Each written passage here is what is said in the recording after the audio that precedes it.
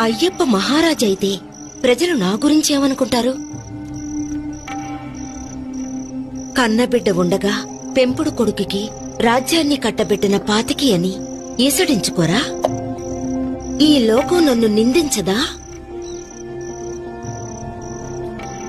అవును, దీన్ని ఇలా వదలడానికి వీల్లేదు.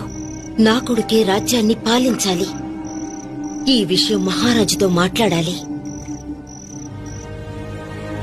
తగిన సమయం కోసం ఎదురుచూసిన మహారాణి ఒకనాడు మహారాజుని తన గర్భాన జన్మించని అయ్యప్పకు పట్టాభిషేకం చేయడం న్యాయం కాదని, అతనికి బదులుగా తమ పుత్రుడైన రాజరాజుకి యువరాజ పట్టాభిషేకం జరిపించమని కోరింది.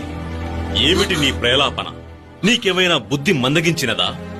నీ గర్భమును జన్మించకపోయినా మణికంఠుడే ఈ రాజ్యానికి ప్రథమ వారసుడు.